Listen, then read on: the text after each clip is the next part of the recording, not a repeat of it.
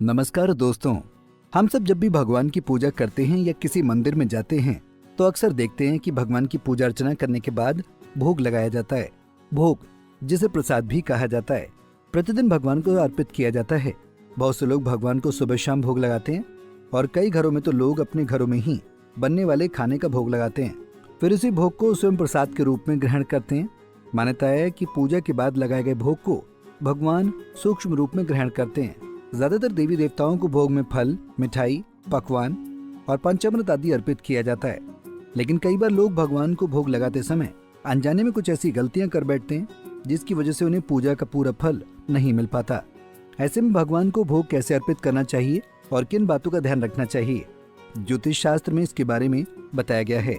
तो दोस्तों, आज की इस वीडियो में हम आपको इसी के बारे में देने वाले हैं जानकारी, तो वीडियो को आखिर तक जरूर देखें। धर्म ग्रंथों की माने तो हर एक देवी देवता का अपना एक अलग और प्रिय भोग होता है और कई बार तो चीजें हम एक भगवान को अर्पित करते हैं, वो अन्य भगवान को अर्पित करना यह तो वर्जित होता है या शुभ नहीं माना जाता। जैसे भगवान विष्णु के भोग में तुलसी का होना अनिवार्य माना जाता है, तो वहीं भगवान गणेश और भगवान शिव को भोग में तुलसी अर्पित करना वर्जित है। जहाँ एक और शीतला माता को बासी खाने का भोग लगाया जाता है, तो दूसरी ओर भगवान को ताजे खाने का भोग ही लगाया जाता है। ऐसे में संभव हो तो प्रत्येक देवी देवता को उनकी पसंद के हिसाब से ही भोग लगाना चाहिए। माना जाता है कि इससे भगवान जल्दी प्रसन्न होते हैं। आगे बता दें कि भगवान को हमेशा सात्विक वस्तु का भोग लगाया जाता है। ऐसे में भगवान के लिए तैयार किए गए भोग में कभी भी प्याज, लहसुन का उपयोग न करें। ऐसे खाने को राजसिक भोजन कहा जाता है। साथ ही बता दें कि भोग में कभी भी तामसिक चीजों का इस्तेमाल नहीं होना चाहिए। ऐसी चीजों के इस्तेमाल से भोग अशुद्ध हो जाता है और भगवान नाराज होते हैं। शास्त्रों की माने तो कहा जाता है कि भगवान के लिए भोग हमेशा ताजे घी में ही बनाना चाहिए।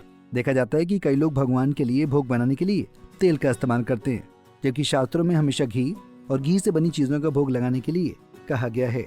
इसी के साथ बता दें, ध्यान रखें कि भोग में मिर्च और मसालों का भी उपयोग न करें। इसके अलावा ऐसा कई बार देखने को मिलता है कि लोग भगवान को भोग अर्पित करते तो हैं, लेकिन साथ ही भोग की चीजों को वहाँ से हटा लेते हैं।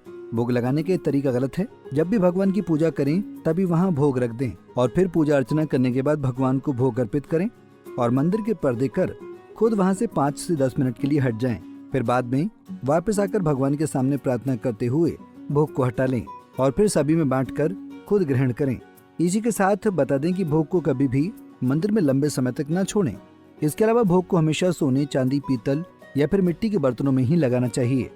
कभी भी भोग के लिए लोहे, प्लास्टिक, चीनी, मिट्टी, कांच और एल्युमिनियम के बर्तनों में भोग लगाने की गलती नहीं करनी चाहिए। तो दोस्तों, कैसी लगी आपको हमारी आज की जानकारी? कमेंट करके जरूर बताएं। वीडियो पसंद आई हो तो वीडियो को लाइक और शेयर जरूर करें।